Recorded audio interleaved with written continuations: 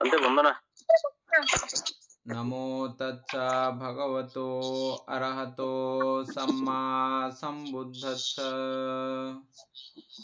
জগৎ পূজ্য মহাকারুণিক তথাগত সম্যক সম্বুদ্ধ শ্রীচরণে কৃতজ্ঞ প্রণাম নিবেদন করে পূর্ণ পারমিতে অংশগ্রহণকারী সকল উপাসক উপাসিকাগণের নিরোগ দীর্ঘায়ু সুখী জীবন তথা জ্ঞান বিমণ্ডিত জীবন কামনায় শুরু করতে চলেছি আজকের অভিধর্ম চর্চা ক্লাস।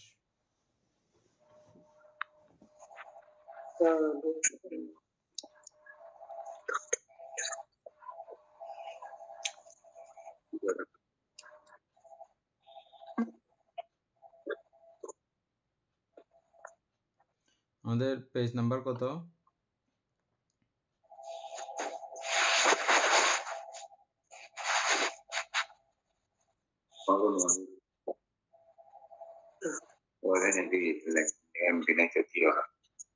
বান্তায় 65 পৃষ্ঠা পরিত্রাসিত বিস্পন্দিত বার এটা থেকে শুরু হবে লাস্টের 65 পৃষ্ঠা।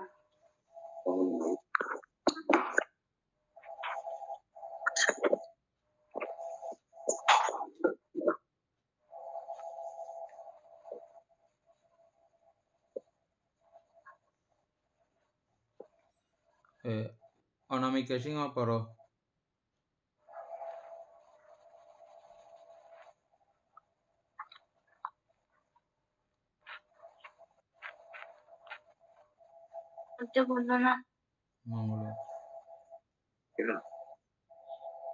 পরিত্রাসিত বিস্পন্দিত বার। ভিক্ষুগণ এত দৃষ্টি সম্পাদনের মধ্যে যে সকল শ্রমণ ব্রাহ্মণ শাশ্বতবাদী, যে দৃষ্টি অস্বাদ দৃষ্টি, সুখ দৃষ্টি অনুভূতি দ্বারা আনন্দ প্রাপ্ত হইয়া চারিটি কারণ প্রয়োগে আত্মা ও লোককে শাশ্বত বলিয়া প্রচার করে, সেই দৃষ্টি বা জ্ঞান বা অনুভূতি ধর্মসমূহের যথাভূত স্বভাবে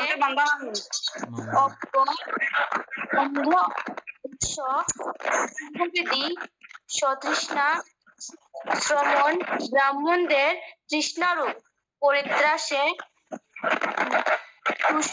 তুষরাশিতে প্রথিত স্থানুর ন্যায় সঞ্চলনই মার্গলাভী ব্যক্তির দর্শনের ন্যায় অচল নহে। আর পূর্ব মানতে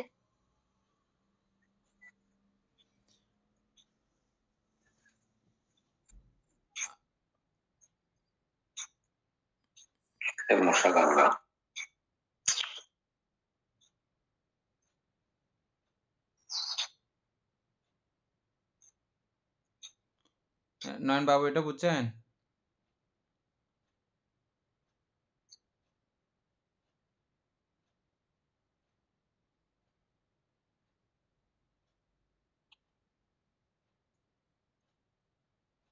পর্ব না, একটা একটা যাই। নয়ন বাবু বুঝছেন?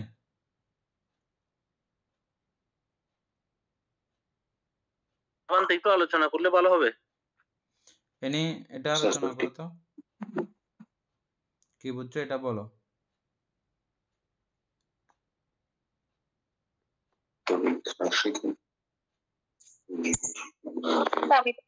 একটু পড়তে হবে।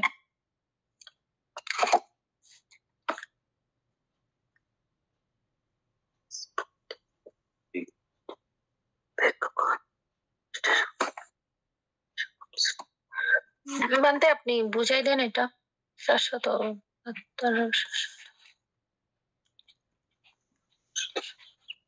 এটা হচ্ছে যে আমরা যেমন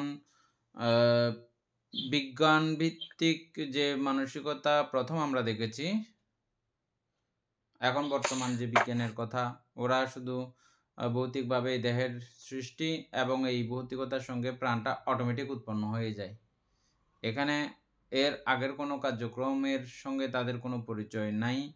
আর তারা বলছে যে এইভাবেই এই প্রাণ তথা দেহের উদ্ভব উৎপত্তি। এটা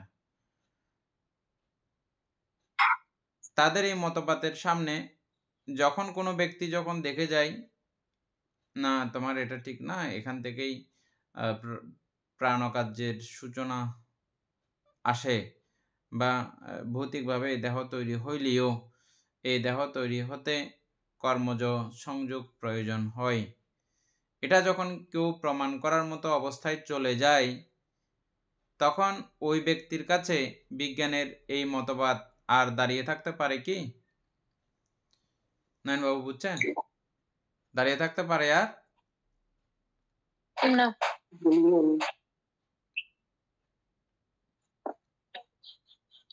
সেখানে বলা হচ্ছে যে এটা আহ, খুব নরম জায়গাতে গাড়ানো ফিলার, তুষার রাশির মধ্যে বা ছাইয়ের টালের মধ্যে একটা খুঁটি গাড়া দিছে। এটা নর্মাল কেউ একটু করে ডুলাইলে এটা ডুলে।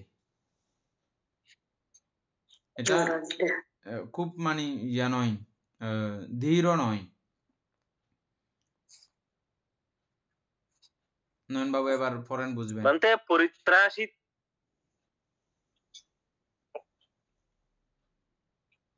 আপনার নেটওয়ার্ক ডিস্টার্ব করতেছে। তো উনি বিশ্ববার আপনার এক কথা আসতেছে আর মানে এক কথা এই আসতেছে না। এর অর্থটা আগে কি? আমি এক জ্বালায় আছি বান্তে, নেটওয়ার্কের এন্ড ঝামেলায় আছি, কি যে বলবো। আমাদের তথ্যমন্ত্রীও চলে গেছে, নেটও নিয়ে গেছে।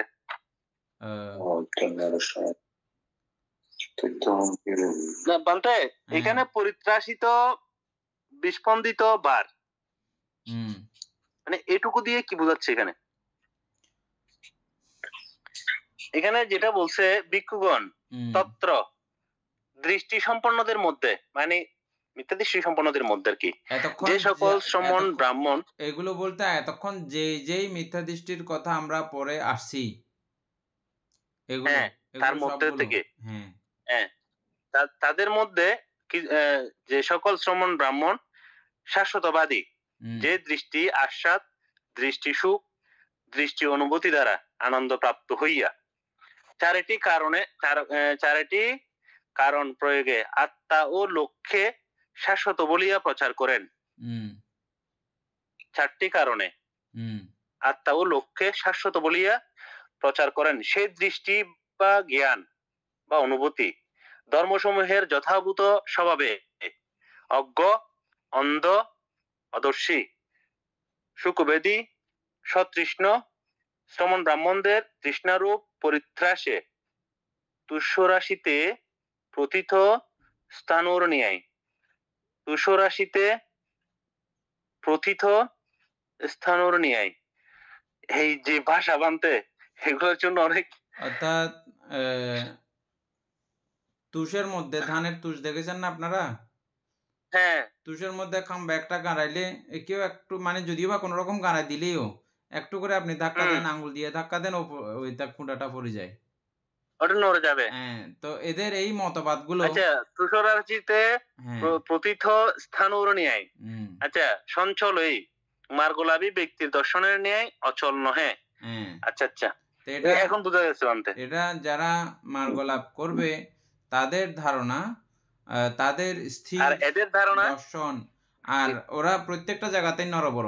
এটা যতগুলো এতক্ষণ আমরা দেখে আসছি, ওটা পরবর্তী চ্যাপ্টার দেখা পর্যন্ত।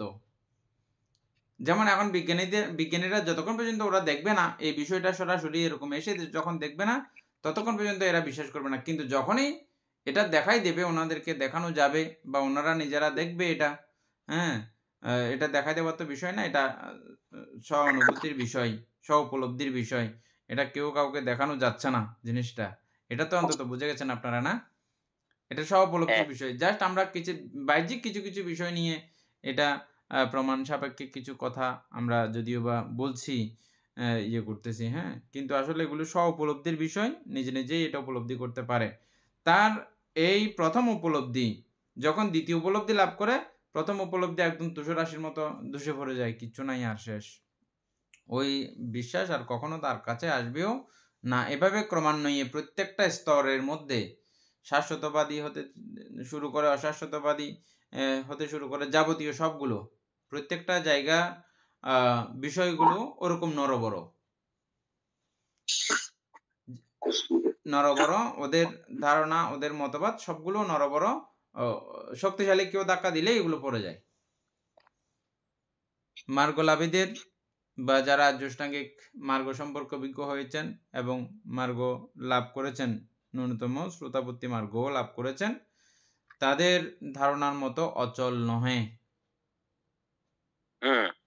তাদের ধারণা অচল এবং অটল, তারা কোনোভাবেও লড়বে না। যেমন আমরা তো লড়ে যাই, আমরা কিছু একটা হইলেই আমরা লড়ে যাই, না না এটা তো ঠিক না বোধহয়, যে কোনো কিছুতে আমাদের সারাক্ষণ আমরা লড়াচড়া করি, কিন্তু ওনারা আর লড়ে না, স্থির হয়ে যায়। আমরা সব সময় অস্থির, এটা না সেটা কারণে, সেটা না ওইটা কারণে অস্থির। হ্যাঁ, এ নিয়ে আবার পুরো ইয়েটা দেখো তো, বোঝা যাচ্ছে কিনা পুরো জিনিসটা?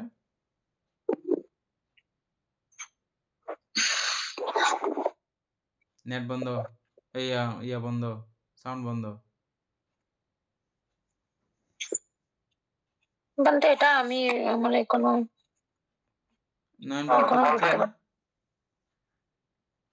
ওই 105 নাম্বার পয়েন্ট যেটা বলছে এটা এরকম বলছে যে যেসব সামন ব্রাহ্মণ যারা শাশ্বতবাদী এবং মিথ্যা দৃষ্টি সম্পন্ন ও তারা তৃষ্ণায় আসক্ত, তারা আসলে অস্থির এবং চঞ্চল, এরকমই বুঝাচ্ছে মনে হয়।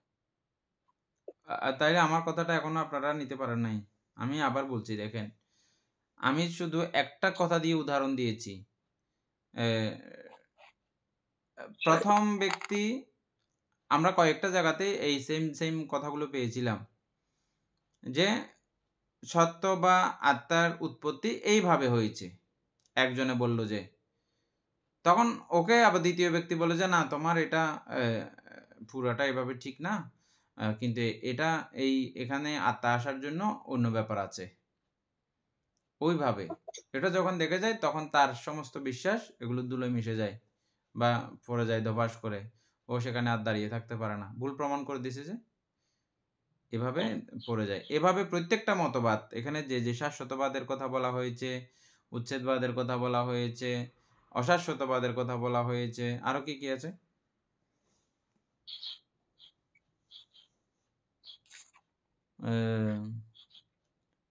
শাশ্বত বলিয়ে প্রচার করেন দৃষ্টি বা জ্ঞান, অদিত্য নীতি। হ্যাঁ, অদিত্য সমুৎপন্ন নীতি, হ্যাঁ, অদিত্য সমুৎপন্নবাদ, আরো সমূহের যথাভূত স্বভাবে অজ্ঞ। যথাভূত স্বভাবে অজ্ঞ যারা, যতক্ষণ পর্যন্ত যথাভূত স্বভাবে তারা জ্ঞাত হবে না, ততক্ষণ পর্যন্ত প্রত্যেক জনের অবস্থা একই রকম। তুষের মধ্যে খুঁড়া গানলে যেরকম নরম থাকে, একই রকম। যথাভূত স্বভাব যখন জেনে যাবে, তখন তিনি শক্ত হয়ে গেছেন। যথাভূত স্বভাব কাকে বলা হচ্ছে এখানে? আবিজ্জা পাচ্চয়া সাংকারা, সাংকারা পাচ্চয়া ব্যয়না, ব্যয়না পাচ্চয়া নামারূপা, নামারূপা পাচ্চয়া সালায়তনা, সালায়তনা পাচ্চয়া পাশু, পাশু পাচ্চয়া বেদনা, বেদনা পাচ্চয়া তানহা, তানহা পাচ্চয়া উপাদানা, উপাদানা পাচ্চয়া ভাব, ভাব পাচ্চয়া জাতি, জাতি পাচ্চয়া যারা মারণা শোক পরিদেবা দুঃখ। বুঝছেন নয়ন বাবু, বুঝছেন? হ্যাঁ বলে। এখানে আমাদের দৃষ্টি বলতে সেটা মিথ্যা দৃষ্টি, এটা বাদ দিয়ে, মানে এটা যতক্ষণ পর্যন্ত এই যথাভূত দর্শন, এইভাবেই এই পুরো প্রক্রিয়ার সৃষ্টি, অবিদ্যা থেকে শুরু করে পুরো ওই পর্যন্ত আমরা যেটা এখন বললাম দ্বাদশ নিদান, ওই প্রক্রিয়াতেই এটা সৃষ্টি। এই অবস্থা ওনার কাছে যতক্ষণ পর্যন্ত উৎপন্ন হবে না, ততক্ষণ পর্যন্ত ওনাকে কেউ না কেউ এসে টোঙা দিলে পড়ে যাবে, কারণ ও কোনো নির্দিষ্ট ফাউন্ডেশনের মধ্যে দাঁড়িয়ে নাই, ও তুষের মধ্যে গাড়ানোর মতো, ও কোনো জমাইনা পাথরের মধ্যে ওকে গাড়ানো হয় নাই বা কোনো কিছুর মধ্যে ইয়ে হয় না, ও তুষের মধ্যেই দাঁড়িয়ে থাকে, তুষের মধ্যে আর কতক্ষণ বা স্থিত থাকতে পারে, এই কথাটাই। আচ্ছা, এটা তেমন কোনো মূল বিষয় না, এরপরে আরো যাব। হ্যাঁ, অনামিকা সিংহ।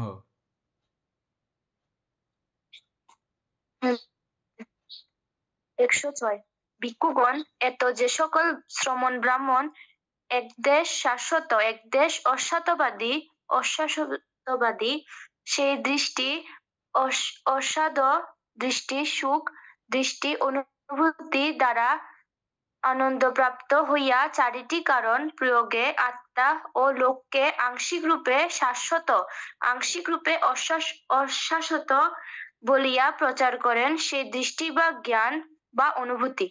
সেম ওই আগের কথাটা এনে বুঝা গেছে? ওখানে ওই ডট ডট দিচ্ছে মানে আগের কথাটা আবার পুনরায় বলতে হবে। কি বলা আছে সেখানে? দৃষ্টি বা সেই অনুভূতির আছে, হ্যাঁ ওই যে আমরা যেটা পড়েছি সঙ্গীবাত আর অসঙ্গীবাত, যেটা হ্যাঁ এগুলো মানে কিছুটা শাশ্বত। হ্যাঁ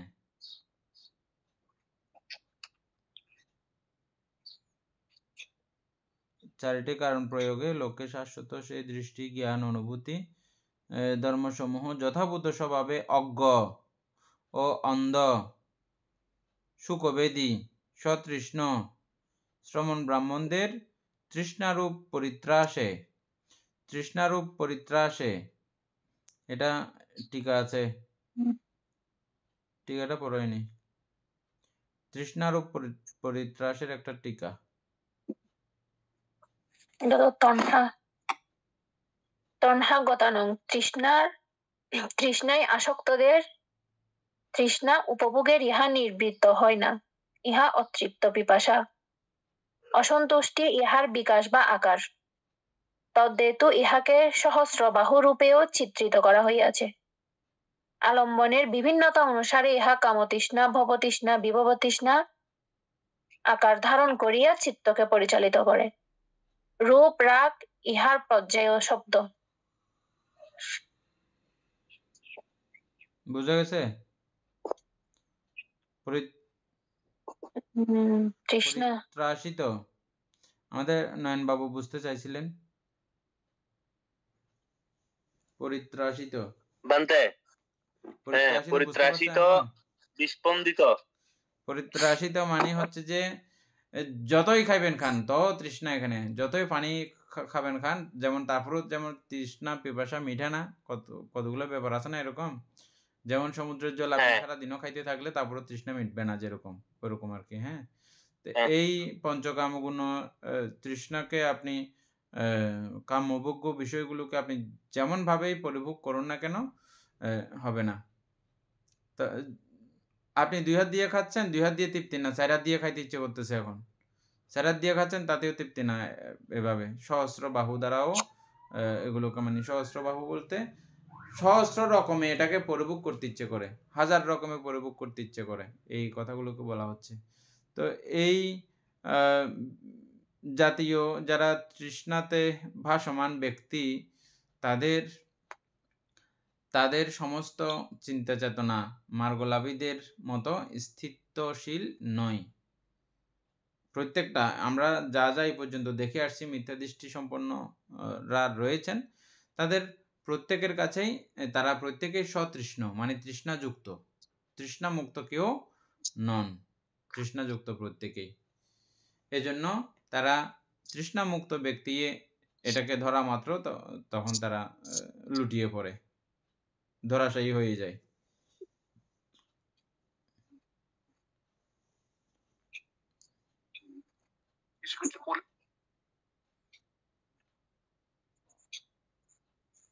চারটি কারণ বলতেছে যে এগুলো কোন চারটি কারণ? উপরে পড়ে আসছি না চারটি কারণ যেগুলো, কি কি ওগুলো আর কি। উপরে চারটি কারণ গুলো হচ্ছে যে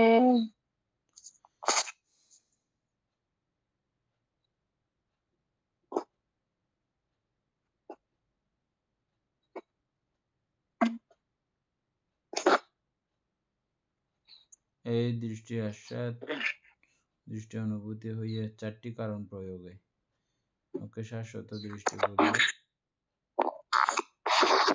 করে সুদর্শিত পতিত মার্গলাভে নিয়ে শাশ্বতভাবে দৃষ্টি আস্বাদ দৃষ্টি সুখ দৃষ্টি অনুভূতি নিচে আছে মনে হয় চারটি কারণ এগুলো।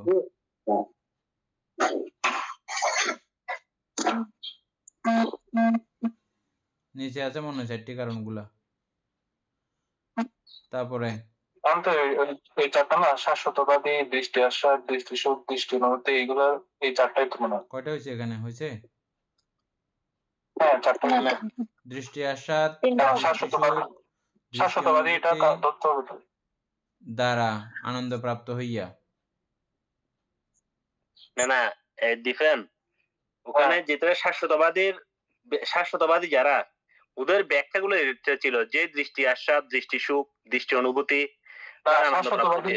কমা দিছে দাদা। হ্যাঁ, কমা দিয়ে আবার ব্র্যাকেট দিছে না। ব্র্যাকেট দেওয়া মানে হচ্ছে ওইটার বর্ণনা। শাশ্বতবাদীর অর্থ কি সেটা এখানে বোঝাচ্ছে, যে অর্থাৎ যে দৃষ্টির প্রতি আশা, মিথ্যা দৃষ্টির, দৃষ্টি সুখ যেটাকে সুখ মনে করে, দৃষ্টি অনুভূতি, শাশ্বতবাদী। না না, শাশ্বতবাদী হচ্ছে সবকিছুকে স্থায়ী মনে করা বা চিরস্থায়ী মনে করা। শাশ্বতবাদী হচ্ছে চিরস্থায়ী মনে করা এটা। হ্যাঁ, তারপরে এখানে হচ্ছে যে এই চিরস্থায়ী কেন মনে করে? দৃষ্টি আস্বাদের জন্য, মানে মিথ্যা দৃষ্টিগত আস্বাদ গ্রহণের কারণে ও এটা মনে করে। তারপরে মিথ্যা দৃষ্টিগত সুখ মনে করে। হ্যাঁ, তারপরে হচ্ছে যে দৃষ্টি অনুভূতি বা আনন্দ প্রাপ্ত হইয়া। এই 3টা আনা আছে, তো এখানে 4টি কারণ কই? শাশ্বতবাদীটাকে আমি কারণ বলতেছি, ওই 3টা তো আছে, ওই 3টার কারণ আর সাথে শাশ্বতবাদী কারণ প্রয়োগে এটা তাহলে আসে নাই, নরমালি আসে নাই না। এই দৃষ্টি বা জ্ঞান, আপনার নাম আসছে কেন?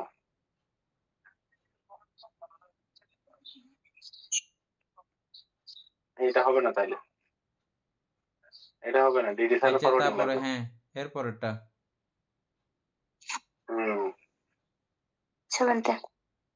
107 এত ভিক্ষুগণ যে সকল শ্রমণ ব্রাহ্মণ কি আমাদের চিটাগাং থেকে কাছে নাকি দূরে? হ্যাঁ,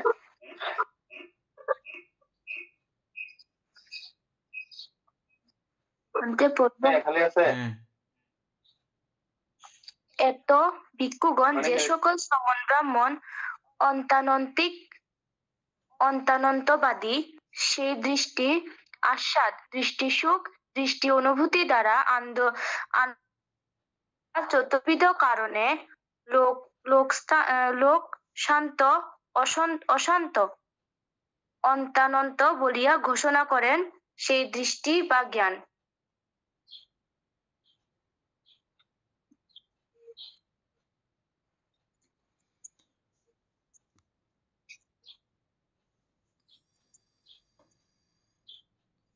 হ্যাঁ, এনে আলোচনা করো।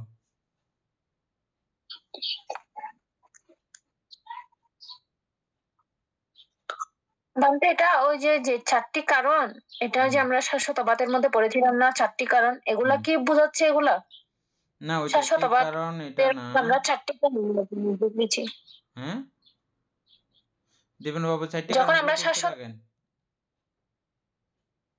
হ্যাঁ, তারপরে শাশ্বতবাদ আমরা পড়েছিলাম, তখন ওই শাশ্বতবাদ মধ্যে মানে ওই 4টি কারণে তখন ওই শ্রামণ বা ব্রাহ্মণ ওইটা ওই প্রজ্ঞপ্তি করেন আর কি, শাশ্বত বলিয়া তিনি প্রজ্ঞপ্তি করেন সেই 4টা কারণে। এগুলা কি এখানে এগুলা বোঝাচ্ছে নাকি অন্য কারণ বোঝাচ্ছে? আচ্ছা, পুরোটা একবার পড়লে ভালো হবে, তার ইয়েটা পর্যন্ত 13-14 ইয়ে পর্যন্ত, স্পর্শবাদের আগ পর্যন্ত 117 পর্যন্ত পড়ো। না, এটা কনফিউজ, তো এটা পড়ে ফেললে ভালো হবে।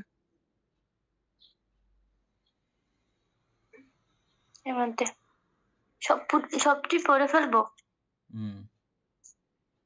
আচ্ছা।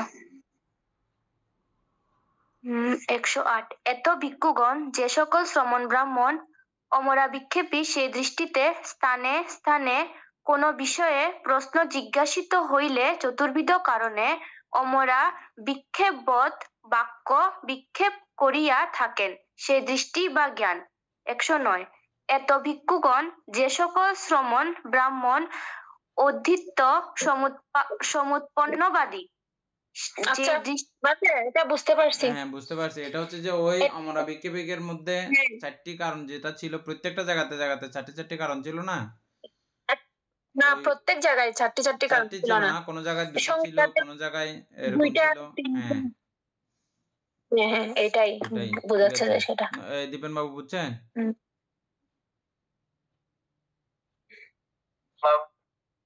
বুঝেন নাই? যেমন আপনি আমরা বিক্ষেপের মধ্যে দেখেন ওখানে গিয়ে চারটি কারণে এরকম মতবাদ প্রকাশ করেন। আচ্ছা দেখেন ওখানে প্রকাশ করেছে। তো সেটা তখন তো আমরা বিক্ষেপের জন্য হচ্ছে এটা, কিন্তু বাকি উপরে যেগুলো পড়ে আসছে মানে আমরা বিক্ষেপেরই কথা আবার পুনরায় এটা পরিত্রাসিত বার এটাও সেম কথা ওটাই। মানে পরিত্রাসিত তারা কেন থাকতেছে, অতৃপ্ত কেন থাকতেছে?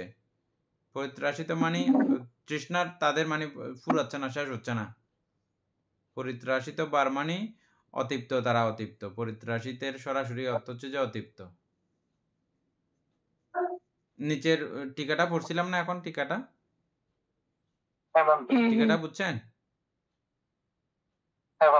টিকাটা বুঝছি, কিন্তু বলতে এখনো চতুর্বিধ কারণ যেটা এটা এখনো বোঝা যাচ্ছে না আমার কাছে। এক একটা জায়গায় এক এক রকম। এনি একবার ইয়ার মধ্যে চতুর্বিধ কারণটা একটু বের করো। ওই আমরা বিক্ষেপের চতুর্বিধ কারণটা বের করো। আমি একটু করে বলি, যেটা আমরা প্রথমে যেটা সঙ্গীবাদ যেটা পড়েছিলাম ওইখানে আমরা চতুর্বিধ চারটা কারণ দেখেছি। ওই দৃষ্টিকোণ মতে ওই সাধক বলতেছে যে এটাই হচ্ছে যে ওদের দৃষ্টি জ্ঞান, এটাই হচ্ছে যে সম্যক দৃষ্টি। ওদের দৃষ্টিতে ওরা ওইটাই বলতেছে, সম্যক না ওইটাই ওদের দৃষ্টি, মানে জ্ঞান অতটুকু লাভ করেছে। প্রথম হচ্ছে যে উনি সাধক ছিলেন, সাধক থাকা অবস্থায় তিনি যখন ধ্যান লাভ করেছেন, ধ্যান লাভে ওই বিষয়টা তিনি দেখেছেন। এক। দ্বিতীয়টা কিরকম? দ্বিতীয়টা থাকে যে তার্কিক, তিনি তর্ক করে করে একটা পর্যায়ে পৌঁছেন, সমাধান করেন, এরকম একটা থাকে। তারপরে আরেকটা হচ্ছে যে মরণের পরে ওনার আত্মার কোন আত্মা নাই আর কি, আত্মার অভিনয় এটা মনে হয়। দিব্যসুখের একটা আছে না বানতে? হ্যাঁ দিব্যসুখের একটা আছে না? আচ্ছা ওই চারটা কারণ আমরা বিকেবিকের ওখানে চারটা কারণে যেতে হবে একটু। নারায়ণ বাবু আমরা বিকেবিকের জায়গাটাতে যান।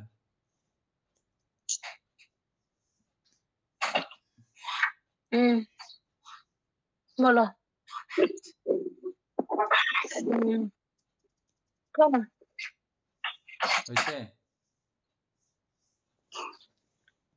আমরা বিক্ষেপের মধ্যে হচ্ছে বলতে উনি কুশলও জানেন না অকুশলও জানেন না।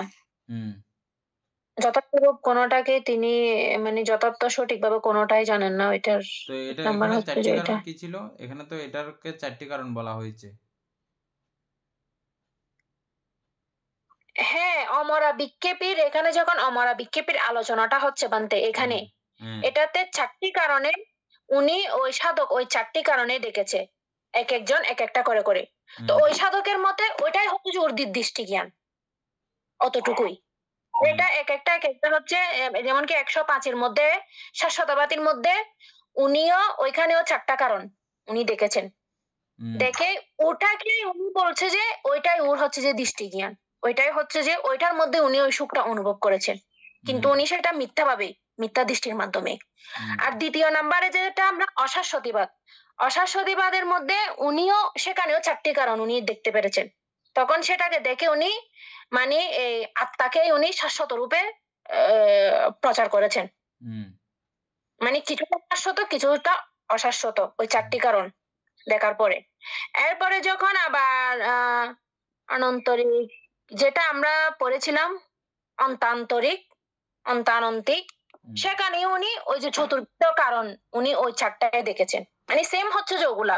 তারপরে অমরা বিক্ষেপে হচ্ছে যে চতুর্বিধ, তারপর অদিত্য সমুৎপানের মধ্যে হচ্ছে দ্বিবিধ, অর্থাৎ দুইটা কারণ উনি দেখেছেন।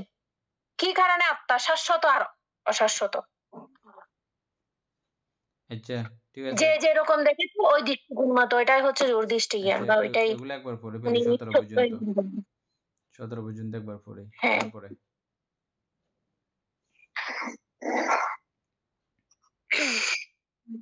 109 এত ভিক্ষুগণ যে সকল শ্রমণ ব্রাহ্মণ তত্র ভিক্ষুগণ যে সকল শ্রমণ ব্রাহ্মণ অধীত্য সমুৎপন্নবাদী সেই দৃষ্টি আস্বাদ দ্বারা আন্দোলিত হইয়া বিবিধ কারণে আত্মা ও লোক এক অকারণ সম্ভূত বলিয়া ঘোষণা করেন সেই দৃষ্টি বা জ্ঞান। 110 অত্র ভিক্ষুগণ যে সকল শ্রমণ ব্রাহ্মণ পূর্বান্ত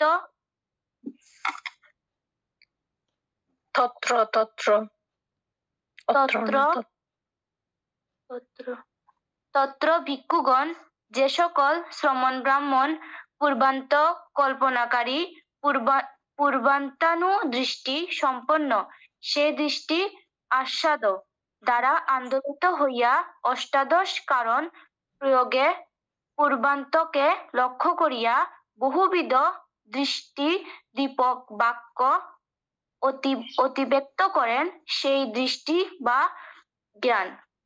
অত্র ভিক্ষুগণ যে সকল শ্রমণ ব্রাহ্মণ অর্ধাঘাতনিক সংজ্ঞাশীলবাদী সেই দৃষ্টি আস্বাদ তারা আন্দোলিত হইয়া ঘোরস কারণে মৃত্যুর পর আত্মা নির্বিকার সৎসঙ্গ বলিয়া ঘোষণা করেন সেই দৃষ্টি বা জ্ঞান। অত্র ভিক্ষুগণ যে সকল শ্রমণ ব্রাহ্মণ অর্ধাঘাতনিক অসঙ্গতবাদী সেই দৃষ্টি আস্বাদ দ্বারা আন্দোলিত হইয়া অষ্টবিধ কারণে আত্মাকে মরণান্তে নির্বিকার অসঙ্গ বলিয়া প্রজ্ঞপ্তি করেন তাহাদের সেই দৃষ্টি বা জ্ঞান। 113 তত্র ভিক্ষুগণ যে সকল শ্রমণ ব্রাহ্মণ ঊর্ধ্বাঘাতনিক নৈব সঙ্গী বাদী সে দৃষ্টি আস্বাদ দ্বারা আনন্দপ্রাপ্ত হইয়া অষ্টবিধ কারণে মরণান্তে আত্মাকে নির্বিকার নৈব সঙ্গী না সঙ্গী বলিয়া প্রজ্ঞপ্তি করেন তাহাদের সে দৃষ্টি। 114 অত্র ভিক্ষুগণ যে সকল শ্রমণ ব্রাহ্মণ উচ্ছেদবাদী যে দৃষ্টি আস্বাদ দ্বারা আন্দোলিত হইয়া সপ্তবিধ কারণে তাহারা বিদ্যমান সত্যের উচ্ছেদ বিনাশ বিভব প্রজ্ঞপ্তি করেন তাহাদের সেই দৃষ্টি বা জ্ঞান। 105 তত্র ভিক্ষুগণ যে সকল শ্রমণ ব্রাহ্মণ দৃষ্টধর্মে নির্বাণবাদী যে দৃষ্টি আস্বাদ বা আনন্দপ্রাপ্ত হইয়া পঞ্চবিধ কারণে তাহারা বিদ্যমান সত্যের প্রত্যক্ষ জীবনে পরম নির্বাণ প্রাপ্তি প্রজ্ঞপ্তি করেন তাহাদের সেই দৃষ্টি বা জ্ঞান।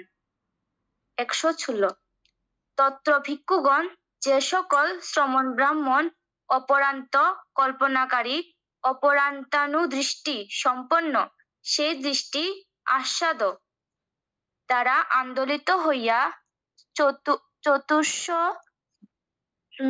এটাও কি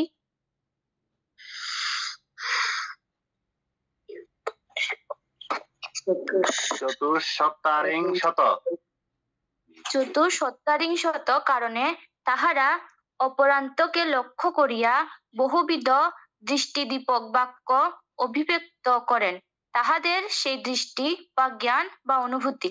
117 তত্র ভিক্ষুগণ যে সকল শ্রমণ ব্রাহ্মণ পূর্বান্ত কল্পনাকারী ও অপরান্ত কল্পনাকারী এবং পূর্বান্তা পরান্ত কল্পনাকারী পূর্বান্তা পরান্তনু দৃষ্টি সম্পন্ন সে দৃষ্টি আস্বাদ সে দৃষ্টি সুখ দৃষ্টি অনুভূতি দ্বারা আন্দোলিত হইয়া তাহারা 62 প্রকার কারণ প্রয়োগে পূর্বান্তা পরান্তকে লক্ষ্য করিয়া বহুবিধ দৃষ্টিদীপক বাক্য অভিব্যক্ত করেন সে দৃষ্টি বা জ্ঞান বা অনুভূতি পরমার্থ ধর্ম সমূহের যথাভূত স্বভাবে অজ্ঞ অন্ধ আদর্শী সুখবেদী তৃষ্ণজ্জ শ্রমণ ব্রাহ্মণদের তৃষ্ণারূপ পরিত্রাসে তুষরাশিতে প্রথিত স্থানুর ন্যায় ৪৭ বটে মার্গলাভী ব্যক্তির দর্শনের ন্যায় অচল নহে। তাহলে এখানে তেমন কোনো না, এটা স্পন্দিত বার বলতে আবার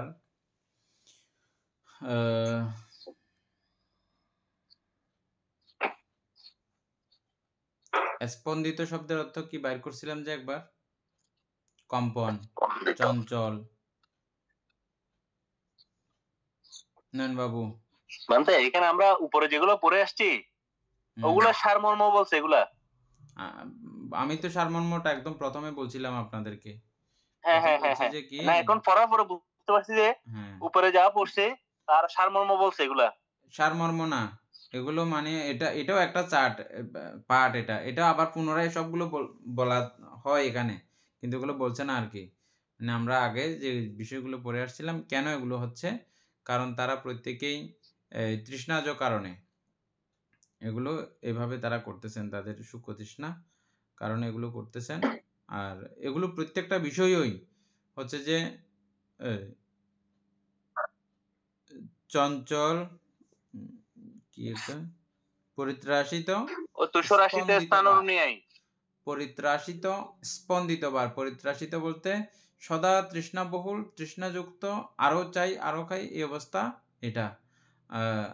স্পন্দিত বলতে স্পন্দন মানে কম্পন আর কি, সবসময় মানে অস্থির ভাবে থাকবে, স্থির নয়, অস্থির, কম্পমান। স্পন্দিত অর্থ এটা। এ নিয়ে একটু করে গুগলে স্পন্দিত শব্দের অর্থ কি? স্পন্দন, হৃৎস্পন্দন মানে হচ্ছে কম্পন, বানতে কম্পন মানে হৃৎপিণ্ডের কম্পন। তো বিস্পন্দিত বার মানে এই যে মানে কাঁপাকাঁপি, অস্থির বার আর কি। এগুলো পুরোটাই হচ্ছে যে অস্থিরের কার্যক্রম। মার্গলাভীরা স্থির, মার্গলাভীদের মতো এরা কেউ স্থির নয়, প্রত্যেকেই অস্থির। এখানে চারটা বিষয় যেটা বানতে মানে চারটা বলতে যে বিষয়টা এখানে শাশ্বতবাদী বা এখানে বলা হচ্ছে যে দৃষ্টি আস্বাদ, দৃষ্টি সুখ, দৃষ্টি অনুভূতি দ্বারা আনন্দ প্রাপ্ত হইয়া তারা যখন যেটা লাভ করতেছে, যখন যেটা ভোগ করতেছে, যখন যেটা দেখতেছে, যেটার যখন সুখ অনুভব করতেছে, ওটার আনন্দ লাভ করেই তারা ওখানে একটা ব্যাখ্যা দিচ্ছে বা ওখানে অবস্থান করতেছে। ঠিক আছে, এখন ইয়েটা 118 থেকে 30 পর্যন্ত দীপেন বাবু পড়েন। আপনার মোবাইল তো ঠিক হয়েছে?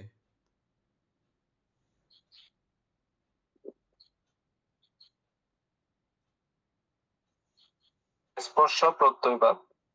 তত্র ভিক্ষুগণ যে সকল শ্রমণ ব্রাহ্মণ শাশ্বতবাদী, তাহারা যে দৃষ্টি সম্প্রযুক্ত সুখ বেদনা বা সুখানুভূতি সুখাস্বাদ দ্বারা আনন্দপ্রাপ্ত হইয়া চারিটি কারণে আত্মা ও লোককে শাশ্বত বলিয়া প্রজ্ঞপ্তি করেন, তাহাদের সেই দৃষ্টি সম্প্রযুক্ত সুখ বেদনা বা সুখানুভূতি স্পর্শের প্রত্যয়জাত, স্পর্শ ব্যতিরেকে অনুভূতি হইতে পারে না।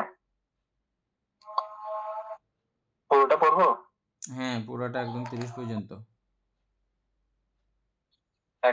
তত্র ভিক্ষুগণ যে সকল শ্রমণ ব্রাহ্মণ এক দেশ শাশ্বত এক দেশ অশাশ্বতবাদী, তাহারা যে দৃষ্টি সম্প্রযুক্ত সুখ বেদনা দ্বারা আনন্দিত হইয়া চারিটি কারণে আত্মা ও লোককে আংশিক রূপে শাশ্বত আংশিক রূপে অশাশ্বত বলিয়া ঘোষণা করেন, তাহাদের সেই দৃষ্টি সম্প্রযুক্ত সুখানুভূতি স্পর্শ প্রত্যয় জাত।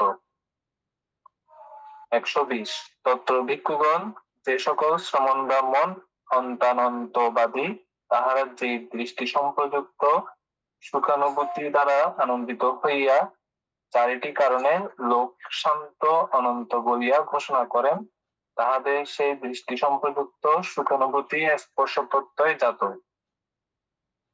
121 তত্র ভিক্ষুগণ যাহারা অমরা বিক্ষেপী, তাহারা যে দৃষ্টি সম্প্রযুক্ত সুখানুভূতি দ্বারা আনন্দিত হইয়া কুশল সম্বন্ধে প্রশ্ন জিজ্ঞাসিত হইলে চারিটি কারণে আমরা বিক্ষেপক বাক্য বিক্ষেপ করিয়া থাকেন, তাহাদের সেই দৃষ্টি সম্প্রযুক্ত সুখানুভূতি স্পর্শ প্রত্যয় জাত। তত্র ভিক্ষুগণ যাহারা অদ্বৈত সমুৎপন্নবাদী, তাহারা যেই দৃষ্টি সম্প্রযুক্ত সুখানুভূতি দ্বারা আনন্দিত হইয়া দুইটি কারণে আত্মা ও লোক অকারণ সম্ভূত বলিয়া ঘোষণা করেন, তাহাদের সেই দৃষ্টি সম্প্রযুক্ত সুখানুভূতি স্পর্শ প্রত্যয় জাত। তত্র ভিক্ষুগণ যাহারা পূর্বান্ত কল্পনাকারী পূর্বান্তন দৃষ্টি সম্পন্ন, তাহারা যে দৃষ্টি সম্প্রযুক্ত সুখানুভূতি দ্বারা আনন্দিত হইয়া অষ্টাদশ কারণে পূর্বান্ত সম্বন্ধে বহুবিধ দৃষ্টি দীপক বাক্য অভিব্যক্ত করেন, তাহাদের সেই দৃষ্টি সম্প্রযুক্ত সুখানুভূতি স্পর্শ প্রত্যয় জাত। তত্র ভিক্ষুগণ যাহারা ঊর্ধ্বঘাতনিক সসঙ্গবাদী, তাহারা যে দৃষ্টি সম্প্রযুক্ত সুখানুভূতির দ্বারা আনন্দিত হইয়া ষোড়শ কারণে মৃত্যুর পর আত্মা নির্বিকার সংজ্ঞাশীল বলিয়া প্রজ্ঞপ্তি করেন, তাহাদের সেই সুখানুভূতি স্পর্শ প্রত্যয় জাত। তত্র ভিক্ষুগণ যাহারা ঊর্ধ্বঘাতনিক অসঙ্গবাদী, তাহারা যে দৃষ্টি সম্প্রযুক্ত সুখানুভূতি দ্বারা আনন্দিত হইয়া অষ্টবিধ কারণে মরণান্তে আত্মা নির্বিকার অসঙ্গ বলিয়া ঘোষণা করেন, তাহাদের সেই সুখানুভূতি স্পর্শ প্রত্যয় হবে মনে হয় এখানে। শেষ তত্র ভিক্ষুগণ জানতে তারপরে তত্র ভিক্ষুগণ যাহারা ঊর্ধ্বঘাতনিক নৈবসঙ্গী না সঙ্গীবাদী, তাহারা যে দৃষ্টি সম্প্রযুক্ত সুখানুভূতি দ্বারা আনন্দিত হইয়া অষ্টবিধ কারণে মরণান্তে আত্মা নির্বিকার নৈবসঙ্গী না সঙ্গী বলিয়া ঘোষণা করেন, তাদের সেই সুখানুভূতি স্পর্শ প্রত্যয় জাত। তত্র ভিক্ষুগণ যাহারা উচ্ছেদবাদী, তাহারা যে দৃষ্টি সম্প্রযুক্ত সুখানুভূতি দ্বারা আনন্দিত হইয়া সপ্তবিধ কারণে বিদ্যমান সত্যের উচ্ছেদ বিনাশ বিভব ঘোষণা করেন, তাদের সেই দৃষ্টি সম্প্রযুক্ত সুখানুভূতি। 128 তত্র ভিক্ষুগণ যাহারা বিষ্ট ধর্মে নির্বাণবাদী, তাহারা যে দৃষ্টি সম্প্রযুক্ত সুখানুভূতি দ্বারা আনন্দিত হইয়া পঞ্চবিধ কারণে বিদ্যমান সত্যের প্রত্যক্ষ জীবনে পরম নির্বাণ প্রাপ্তি ঘোষণা করেন, তাহাদের সেই সুখানুভূতি। 129 তত্র ভিক্ষুগণ যাহারা অপরান্ত কল্পনাকারী অপরান্তন দৃষ্টি সম্পন্ন, তাহারা যে দৃষ্টি সম্প্রযুক্ত সুখানুভূতি দ্বারা আনন্দিত হইয়া চতুশ্চত্বারিংশৎ কারণে অপরান্ত সম্বন্ধে বহুবিধ দৃষ্টিদীপক বাক্য অভিব্যক্ত করেন, তাহাদের সেই সুখানুভূতি। 130 তত্র ভিক্ষুগণ যাহারা পূর্বান্ত কল্পিক ও অপরান্ত কল্পিক এবং পূর্বান্তা পরান্ত কল্পিক পূর্বান্তা পরান্তার দৃষ্টি সম্পন্ন, তাহারা যে দৃষ্টি সম্প্রযুক্ত সুখানুভূতি দ্বারা আনন্দিত হইয়া 62 কারণে পূর্বান্তা পরান্ত সম্বন্ধে বহুবিধ দৃষ্টিদীপক বাক্য অভিব্যক্ত করেন, তাহাদের সেই দৃষ্টি সম্প্রযুক্ত সুখবেদনা স্পর্শ প্রত্যয় জাত। এমনিতে বোঝা গেছে এটা না পুরোটা? এটা তো সহজ আছে না? বাবু বুঝছেন? এটা হচ্ছে স্পর্শ প্রত্যয়। প্রত্যয় মানে হচ্ছে আমরা তো জানি এটা সাহায্যকারী, মানে এরা মানে যে দৃষ্টি সম্পন্ন হোক না কেন, ওই দৃষ্টির বিষয়টাকে যখন স্পর্শ হয় তাদের, তখনই তারা এই সুখানুভূতিটা পায়। এটাই বোঝানো হচ্ছে এখানে। এনে কি বুঝছো বলো? বান্তে এখানে একটা বিষয় হচ্ছে যে আমরা মানে যাহা পরে আসছি সবাই কিন্তু সাধক ছিল এবং তারা ধ্যানও করেছে ঠিক, কিন্তু সবাই কিন্তু যে পঞ্চস্কন্ধের প্রতি ওরা আসক্ত ছিল বিদায় এক একজনে এক এক রকমের তৃষ্ণা, মানে আমরা যেটা উপরে যেটা পড়েছিলাম তৃষ্ণাজনিত কারণে ওদের এক একজনের এরকম এক একটা মতবাদ তৈরি হয়েছে। একজনে বলতেছে যে এটা মানে সবগুলো ধারণা হচ্ছে যে আত্মা নিয়েই ধারণা, এটা হচ্ছে যে পঞ্চস্কন্ধের প্রতি যে তৃষ্ণাজনিত কারণ, ওই কারণে কিন্তু এই এক একজনের এক এক রকম এরকম মতবাদটা তৈরি হয়েছে। এটা স্পর্শ প্রত্যয়, এটা স্পর্শ প্রত্যয়, এটা অর্থাৎ কিসের দ্বারা কিভাবে ওদের মানে এটা হয়েছে, এই সুখটা কিভাবে ওরা অনুভূত হয়েছে। কেউ বলেছে যে এই ধ্যানের দ্বারা উনি উনার দৃষ্টিতে আচ্ছা আমি উনি এটাকে সুখ মনে করছেন। বুঝতে পারে কিনা আমার মনে হয় বানতে আমি একটা একটা শুধু বলি, ধরেন এখানে বলা হচ্ছে তত্র ভিক্ষুগণ, মানে সেই সমস্ত ভিক্ষুগণ যাহারা উচ্ছেদবাদী তাহারা যে দৃষ্টি সম্পন্ন, তারা কিন্তু উচ্ছেদবাদ দৃষ্টি সম্পন্ন ছিল। তাহলে বলা হচ্ছে যাহারা উচ্ছেদবাদী তাহারা যে দৃষ্টি সম্প্রযুক্ত সুখানুভূতি দ্বারা আনন্দিত হয় হইয়া। তাহলে তাদের কি আনন্দ ছিল এখানে? উচ্ছেদবাদীদের কি আনন্দ ছিল এখানে? ওরা ওই বিষয়টা, ওই দৃষ্টি সম্পন্ন, ওই দৃষ্টি সম্প্রযুক্ত সুখানুভূতি দ্বারা আনন্দিত হইয়া সপ্তবিধ কারণে বিদ্যমান সত্যের উচ্ছেদ বিনাশ বিভব ঘোষণা করেন তাহাদের সেই দৃষ্টি সম্প্রযুক্ত সুখানুভূতি। মানে তারা ওই ইয়াতে আপনার দৃষ্টি সম্প্রযুক্ত সুখানুভূতি দ্বারা আনন্দিত হয়। যখন ওই দৃষ্টির মাধ্যমে তারা সুখ অনুভব করে, স্পর্শ হয় তাদের পঞ্চ স্কন্ধের মাধ্যমে বা যে কোনো একটা ইন্দ্রিয়ের মাধ্যমে, তখন তারা ওইটাকে গ্রহণ করে বা সুখ আনন্দিত হয়েছে। মানে এই জিনিসটা এখানে স্পর্শ প্রত্যয়, মানে কোন একটা বিষয় যে বিষয়টাকে নিয়ে চিন্তা করছে, যে বিষয়টাকে নিয়ে আপনার যে বিষয়টাকে প্রাধান্য দিছে, তার সাথে যখন স্পর্শ হলো তার, তখন সেই যে সুখটা অনুভব করছে ওটাকে সে মতবাদ দিছে এখানে, সেটাকে তিনি সুখ হিসেবে আখ্যা করেছেন।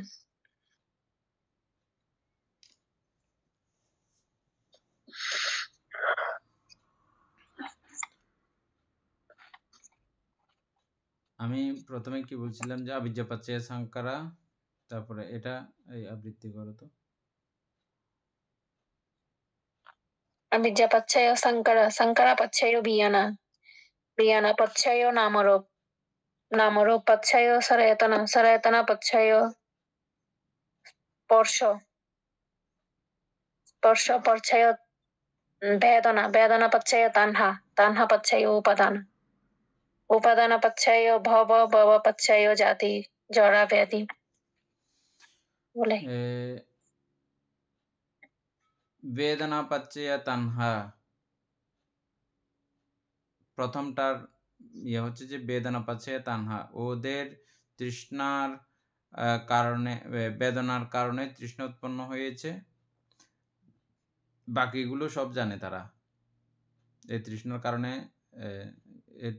তানহা পাচ্ছেয়া কি উপাদান পাচ্ছেয় ভব, এর পরবর্তীগুলো তারা জানে, মানে অনুভূতির কারণে সবকিছু হয়েছে।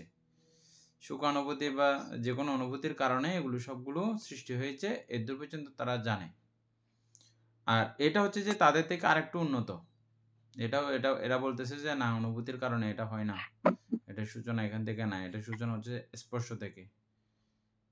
স্পর্শের কারণে অনুভূতি হয়, স্পর্শ না থাকলে অনুভূতি হবে না।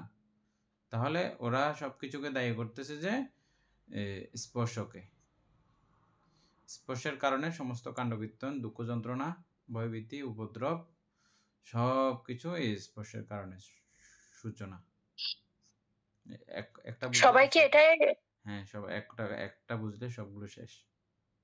হ্যাঁ বানতে, এখন ছিল যে কার কোনটা স্পর্শ হয়েছে ওটার আলোচনা আছে। হ্যাঁ, আর আগেরটা ছিল যে বেদনা পাচ্ছে তানহা, এটা থেকে বাকিগুলো শেষ করে। বেদনা পাচ্ছে তানহা পাচ্ছে উপাদান পাচ্ছে ভাব পাচ্ছে যারা মারণা শোক পারে দেবে দুঃখ, এগুলো সবগুলো। আর এটা বলতেছে আরেকটা এক ধাপে গিয়ে স্পর্শ থেকে যাবতীয় সমস্ত দুঃখের উৎপত্তি, কিন্তু স্পর্শ কি কারণে উৎপন্ন হয়েছে এটা আর তাদের জানা নাই। তো তারা যদি এর আগেটা যদি না জানে, তারা কি সম্যক দৃষ্টি বানতে? এখানে বানতে আমাদের তথাগত ব্রহ্মজাল সূত্র যখন করতেছেন, আবৃত্তি করতেছেন বা বুঝাচ্ছেন বা ব্যাখ্যা দিচ্ছেন, তখন মানে একটা ঢাল সামন ব্রাহ্মণের কথা কিন্তু এখানে বলা হচ্ছে। তো কি বলা হচ্ছে এখানে দেখেন, উনি প্রথমে এক একজনের কাছ থেকে তথ্য নিলেন, আবার সবার ওখানে ধরেন 20 জন ছিল, আবার 20 জনের যে দৃষ্টি সম্পন্ন যে ধরনের মতবাদ ওগুলোকে আলাদা আলাদা করে দিলেন, আবার ওখান থেকে ভাগ করে দিচ্ছে কে কি কারণে, বা ধরেন 60 জন তৃষ্ণার কারণে এই মতবাদ দিয়েছে, আর 60 জন স্পর্শ বা সুখানুভূতির কারণে এই ব্যাখ্যা দিয়েছেন। মানে এভাবে এভাবে আলাদা আলাদা করে কিন্তু এইখানে বোঝানো হচ্ছে এগুলো। এখানে আমরা এখন যেটা ঠিক আছে, ঠিক আছে, আপনি যথাযথ বুঝেছেন। প্রথমে এভাবে বলা হয়েছে পুরো বিষয়টা, এরা আগেরগুলো সব ঠিক আছে, কিন্তু এরা আরেক ধাপে গিয়ে হ্যাঁ এই বিষয়টা এরকমই ঠিক আছে, তবে এই বিষয়টা হচ্ছে যে ওই কারণে, কোন কারণে, তানহা বেদনা থেকে এটা সব সূচনা হচ্ছে যে এই সমস্ত মতবাদগুলো ওই মতবাদগুলো সব ঠিক আছে, বেদনার কারণে সৃষ্টি হচ্ছে। তারপরে এর পরবর্তীতে এদের থেকে আরেকটু উন্নত, এরা বলছে না এটা বেদনার কারণে হচ্ছে না, বেদনা হচ্ছে যে এই স্পর্শের কারণে, স্পর্শের কারণে বেদনা না, স্পর্শের কারণে হচ্ছে যে এইগুলোর সৃষ্টি, এমনি এমনি হচ্ছে না, এগুলো স্পর্শের কারণে হচ্ছে। তো যিনি এটা বুঝে বসে আছেন তারা কি সম্মুখ দৃষ্টি? না, যারা বলতেছেন যে স্পর্শের কারণে সমস্ত কিছু কাণ্ড কারখানাগুলো তৈরি হয়েছে, এটা কি তারা ঠিক বলেছে? না, এটা ওরা বলে নাই। কারা বলেছে? এটা আমাদের তথাগত কিন্তু আমাদের ভিক্ষুদেরকে বর্ণনা করতেছে যে এখনো বুঝেন না, আবার বলতেছি, এটা না আবার বলতেছি, অর্থাৎ এরা গবেষণা করতে করতে বা বিবিধভাবে তাদের এই জ্ঞান উৎপন্ন হয়েছে যে সব কিছু সমস্যার মূলে দেখতেছি যে স্পর্শ, তারা সব কিছুর জন্য স্পর্শকে দায়ী করতেছে। যা যা কিছু এখন বর্তমান ঘটিতব্য বিষয়, ঘটনা ঘটছে, যা ঘটবে, সমস্ত কিছুর মূলে দেখতে পাইছেন তারা স্পর্শকে। এদূর পর্যন্ত তাদের দর্শন শেষ, এরপরে আর তারা দেখতে পায় নাই, দর্শন করতে পারে নাই। তো এটা কি তাদের ঠিক দেখা শেষ হয়ে গেছে কি এখানে? শেষ হয় নাই, এরা মিথ্যা দৃষ্টি। বুঝছেন এখন?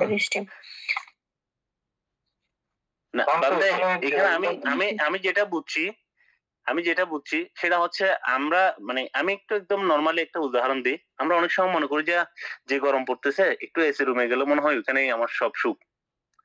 এখন এসি কারেন্ট চলে গেলে যে ওখানে আবার দুঃখ শুরু হবে বা গরম লাগবে, ওই পর্যন্ত আমার আর চিন্তা ভাবনা নাই। মানে এখানে যারা এই মতবাদ ব্যাখ্যা করছেন তাদের চিন্তাধারা ছিল শুধু এসি রুমে গিয়ে ঠান্ডা বাতাস খাওয়া পর্যন্ত তাদের চিন্তাধারা। এরপরে যে কারেন্ট চলে যেতে পারে, ওখান থেকে যে আমি একটু শেষ করে দিচ্ছি। এখন এই যে মানে অল্প জ্ঞানী যারা বা মানে সম্যক জ্ঞান লাভ না করে যারা বিভিন্ন ধরনের মতবাদ দিয়েছেন, তারা কোন কোন কারণে কি কি কারণে এই মতবাদ গুলো দিয়েছেন, এগুলোই কিন্তু বুদ্ধ ব্যাখ্যা করতেছেন। দেখেন, একজন বলতেছে এই পর্যন্ত এটাই, আরেকজন বলতেছে না এটার পরে আরেকটা আছে, ওইটা না 7 না 8 পর্যন্ত পড়ালেখা আছে। মানে এভাবে মতবাদ দিয়ে ওরা কিন্তু মতবাদ দিয়েছেন, কিন্তু বুদ্ধ বলতেছেন দেখেন এখানে অমুক বলছে 7 পর্যন্ত পড়া, এটা ওর তৃষ্ণার কারণে বলা। এরপরে 8 পর্যন্ত যে বলছে তাকে বলতেছে না সে সুখানুভূতি বা স্পর্শের কারণে এ পর্যন্ত বলছে। আরেকজন দেখবেন যে না ক্লাস 9 পর্যন্ত পড়ালেখা, তাহলে সে বলবে যে দেখেন ওখানে সে আরেকটা কারণে ওই প্রতীত্য সমুৎপাদের যে কোনো একটা বিষয়ের কারণে সে ওই পর্যন্ত যে বলছে, ওটা কিন্তু বুদ্ধ আস্তে আস্তে বোঝাচ্ছে যে এরা এই কারণে এটা বলছে, ওই কারণে এটা বলছে, তাদের এই জায়গায় এটা বোঝাচ্ছি। ঠিক আছে, তাহলে এখন স্পর্শটা একটু চিনে নেন, স্পর্শটা একটু করে বলেন, আমরা সবাই আবার স্পর্শটা একটু ভালো করে চিনি, কারণ না হলে এখানে স্পর্শের কারণে সবগুলো শুরু হয়েছে, এটা অস্পষ্ট থেকে যাবে। এটা একটু করে বলেন। স্পর্শ এখন ধরেন বলতে যারা এই সাধকগণ ছিলেন, তারা যে যে অবস্থা পর্যন্ত সাধনা করে লাভ করছেন ভাবনায় বা তাদের সাধনা বলে, তারা ওই জায়গা পর্যন্ত ব্যাখ্যা করছেন এবং ওই জায়গায় গিয়ে যেটুকু তারা ধরেন সুখ বা একটু সুখ অনুভূতি, সুখের সাথে তাদের স্পর্শ হলো, তাদের সুখের সাথে একটা তাদের পঞ্চেন্দ্রিয়ের মাধ্যমে সুখ অনুভূত হলো, ওই জায়গায় তারা থেমে গেল বা ওই জায়গা থেকে তারা একটা মতবাদ দিয়ে দিল।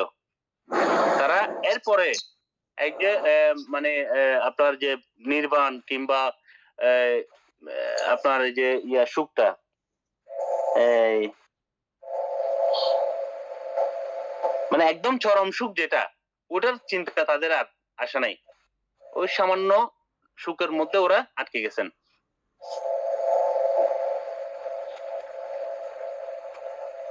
এ নিয়ে স্পর্শটা একটু আলোচনা করো।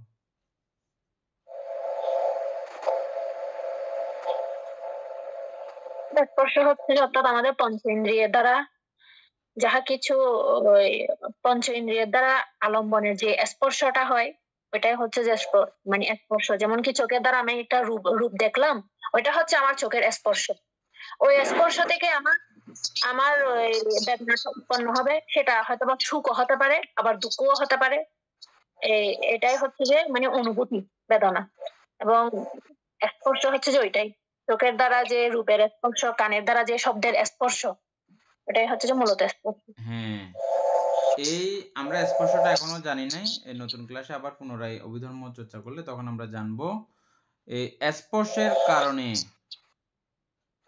এতক্ষণ পর্যন্ত যে মতবাদগুলোর কথা আমরা পড়ে আসছি, শাশ্বত, অশাশ্বত, উচ্ছেদ হইতে শুরু করে যাবতীয় মতবাদগুলো আমরা পড়ে আসছি না, ওই মতবাদ সহ যাবতীয় সমস্ত কার্যক্রমের জন্য দায়ী বা সমস্ত কার্যক্রমের হোতা সৃষ্টি হচ্ছে যে এই স্পর্শের কারণে।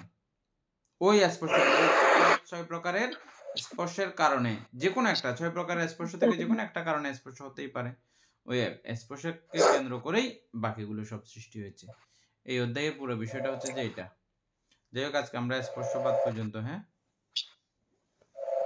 নয়ন বাবু, বুঝছেন তো না? বানতে হ্যাঁ ঠিক আছে বানতে, ঠিক আছে। আমার এখানে নেটের সমস্যা, কারণ আমি মোবাইল বাইরে রাখছি বানতে।